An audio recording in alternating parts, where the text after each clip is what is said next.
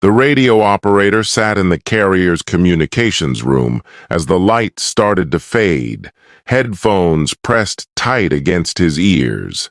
Nothing but static, just white noise and the crackle of dead air. He turned the dial again, still nothing. Out on the flight deck, the crew stood around in small groups, waiting.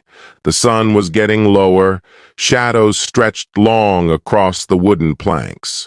No planes. Someone checked his watch. For maybe the fourth time in 10 minutes. Another guy lit a cigarette, hands shaking.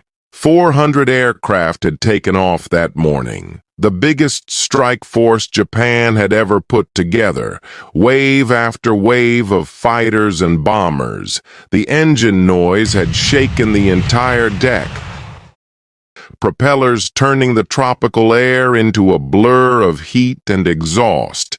They'd all disappeared into the blue sky, heading for the American fleet. That was hours ago. Now the sky was empty. The radio was dead silent, and nobody could figure out where they'd all gone. This wasn't supposed to happen. You don't just lose 400 planes, not in a few hours, not without some kind of warning, not without at least one guy making it back to explain what the hell happened. But the sun kept dropping lower, the static kept hissing, and the deck stayed empty. Somebody was going to have to tell the admiral. 6 months before this, Japan's Navy looked unstoppable, at least on paper.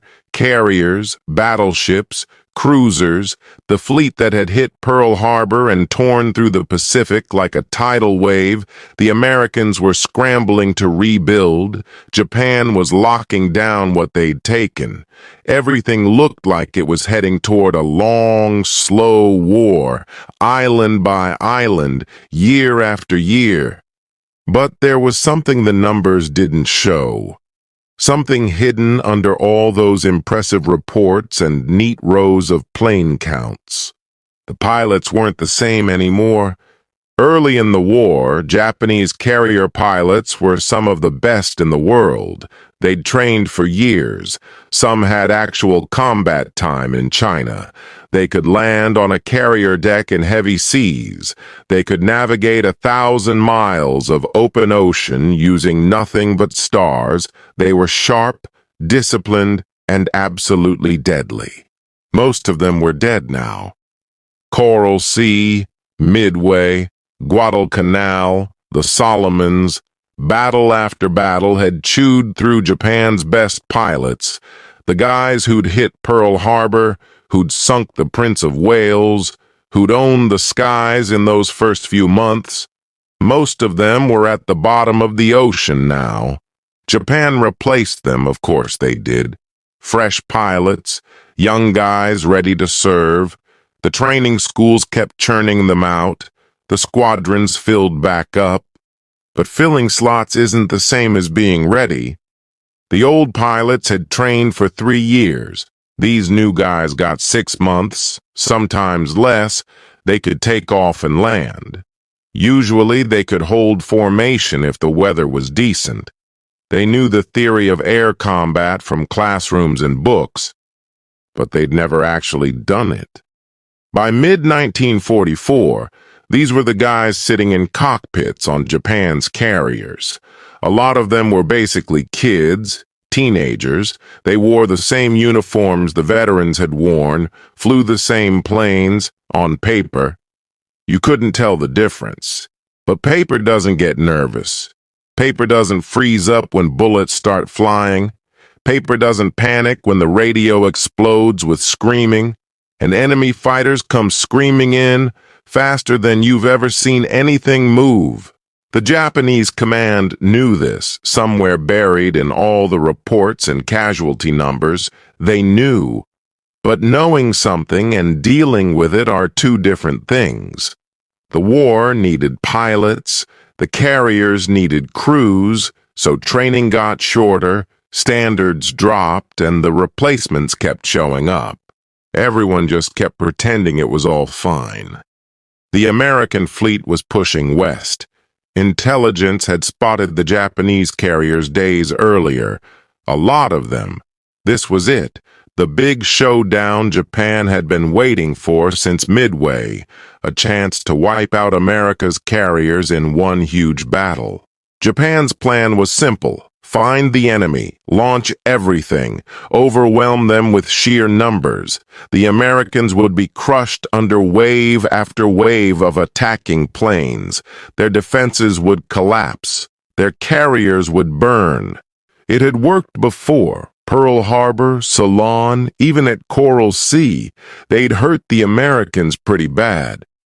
But something had changed, something Japanese scouts hadn't picked up on, something that wouldn't show up in any photograph. The Americans had radar now, real radar, the kind that could spot a formation of planes from 100 miles out, that gave them time to get fighters in the air. Time to point them exactly where they needed to go. Time to turn what used to be chaos into something that looked almost choreographed. And the Americans had new fighters, the F-6F Hellcat, faster than the Zero, tougher, more guns, built specifically to beat the planes Japan had been winning with. The American pilots? They were getting better, learning, sharing what worked. They'd figured out the Zero's weak spots. They knew not to get into turning fights. They knew to use speed, dive in, hit hard, get out, work as a team. The Japanese pilots climbing into their cockpits that morning had no idea about any of this. They'd been told the Americans were soft, poorly trained, that Japanese fighting spirit would win out over anything technical. They believed it because that's what they'd been told. That's what their instructors said. That's what every propaganda film showed. They had no clue they were flying straight into a slaughter. The first wave launched right after sunrise. Fighters and bombers, engines roaring, the carrier decks emptied out in controlled chaos. They formed up, gained altitude, headed east toward where the American fleet was supposed to be. American radar picked them up right away. Down on the carriers, fighter control officers stared at the blips on their screens, counted them, did the math on where to send their planes, started calling out orders on the radio. American fighters were already climbing. Groups of 4, organized, calm voices on the radio. They'd done this before. They knew exactly what to do. The Japanese kept flying, no idea what was coming, still confident. Then the Americans hit them. This wasn't a dogfight, not the kind of swirling battle the Japanese pilots had imagined. This was an execution, cold, precise. The Hellcats came diving in, from above and behind, fast, guns blazing. They didn't stick around to dogfight. They just tore through the formation, killed, pulled up, came around and did it again. The Japanese tried to react, tried to turn with them, tried to fight back, but their planes were slower, loaded down with bombs and torpedoes, and more than anything, they just didn't know what to do. Panic rippled through the formation. The radio filled up with confused shouting. Planes broke formation. Some dumped their bombs and tried to run. Others turned to fight and got shredded in seconds. The sky turned into a mess of smoke trails and falling planes. A few Japanese bombers actually made it through the fighters, got close enough to see the American ships. Then they ran into the wall of anti-aircraft fire. The Americans had gotten better at this too. Better ammunition, ships firing together in coordination. The sky around the fleet became solid steel. Planes just came apart. Wings ripped off, fuselages torn to pieces, pilots killed before they could even drop their weapons. A handful managed to attack, dropped torpedoes, released bombs. Almost all of them missed. American ships threw up white foam as they twisted and turned. One bomb hit, just one. on a single carrier. The damage control crews had it handled within minutes. That was it. That's all Japan got. One hit for the entire first wave, and planes just kept falling from the sky. Back on the Japanese carriers, they launched the second wave, because that was the plan. Wave after wave, overwhelming numbers. Nobody told the second wave what happened to the first. The radio reports were all over the place. Some pilots claiming success, others screaming that they were getting shot down. The commanders couldn't make sense of it. So they launched anyway. The second wave died exactly the same way. American radar, American fighters, American anti-aircraft guns. The Japanese planes came in scattered this time. Formations had completely fallen apart. Just individual planes or small groups trying to find the American fleet, trying to finish the mission. The Hellcats hunted them down one at a time. An American pilot would spot a lone bomber, call it in. 2 or 3 Hellcats would peel off, move in. The bomber would try to get away, but it was too slow, too heavy. The fighters would make 1 pass, maybe 2. The bomber would start smoking, start losing altitude. The crew might bail out if they were lucky, otherwise they'd just crash into the ocean. This played out again and again, across hundreds of miles of empty Pacific. The sky turned into a graveyard. On the Japanese carriers, everyone just kept waiting. Deck crews standing in the sun, staring at the horizon, checking their watches. A few planes came back, maybe 10 or 12 from the first wave, 15 from the second. The pilots who climbed out looked like they'd seen ghosts. They couldn't really explain what happened, just kept saying there were too many American fighters, that they came out of nowhere, that nothing could survive it. The reports made their way up to the admiral. At first he didn't believe them, figured they had to be exaggerating, combat nerves, fear-talking. But the numbers told the story.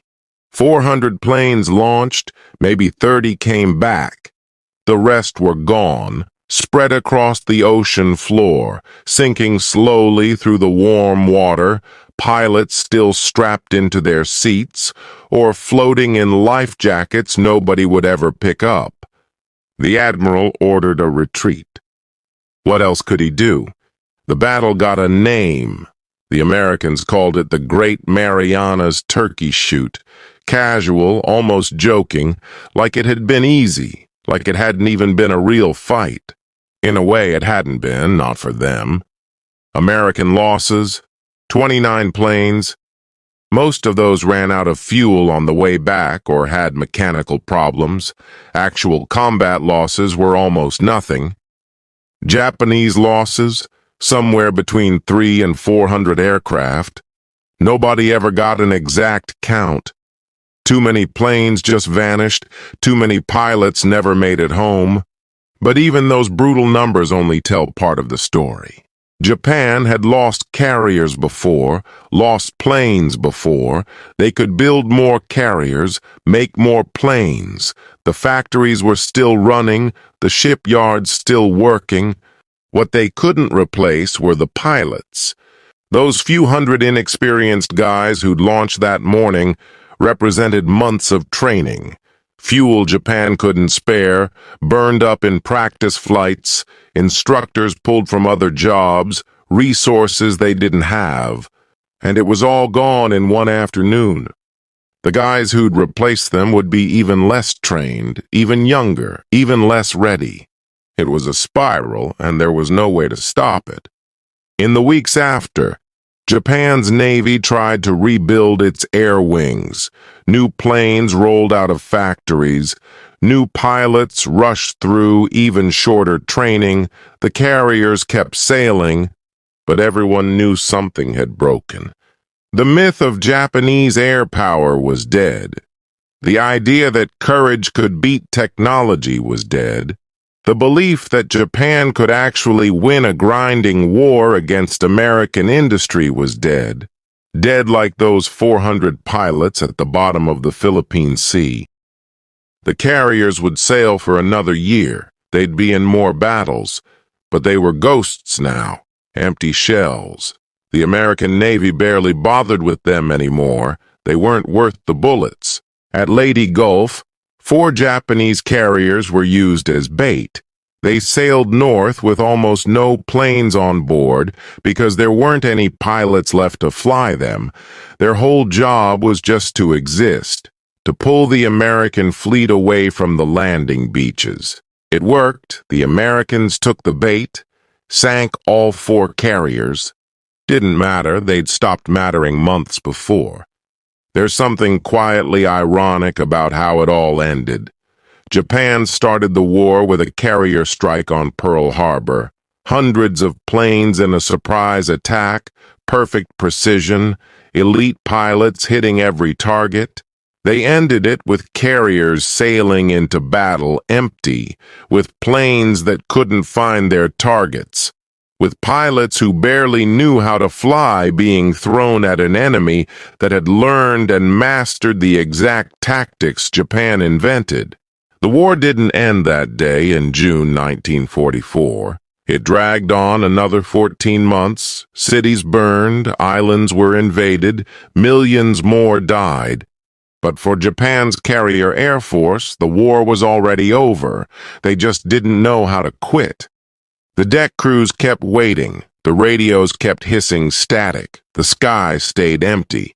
And somewhere in the dark water of the Philippine Sea, 400 planes settled into the mud. Pilots still inside. Young guys who believed what they were told, who did what they were ordered to do. They flew toward the enemy thinking they were strong. They learned the truth too late. War doesn't end in one moment. It ends in 1,000 small moments, little decisions that seem reasonable at the time, training cut short by a few weeks, standards dropped just a bit, replacement pilots sent into combat just a little too soon.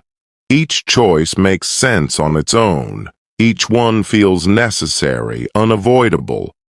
And then one day the sky goes empty and nobody can explain how it happened. But it didn't happen that day. It happened in all the days before.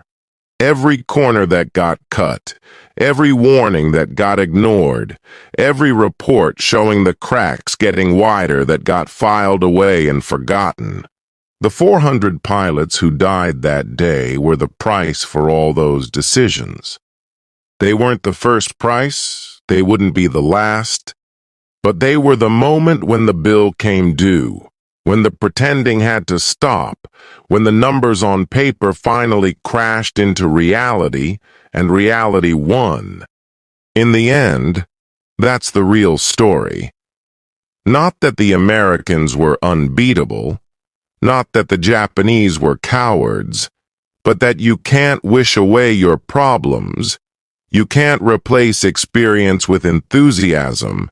You can't win by pretending your weaknesses don't exist.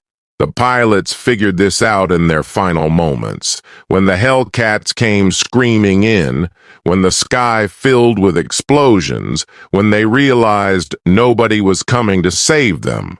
They knew they'd been sent to die in a fight that was already lost. And they died anyway, because that's what happens when the people making decisions stop listening to the truth. The sky goes empty, and the waiting never ends.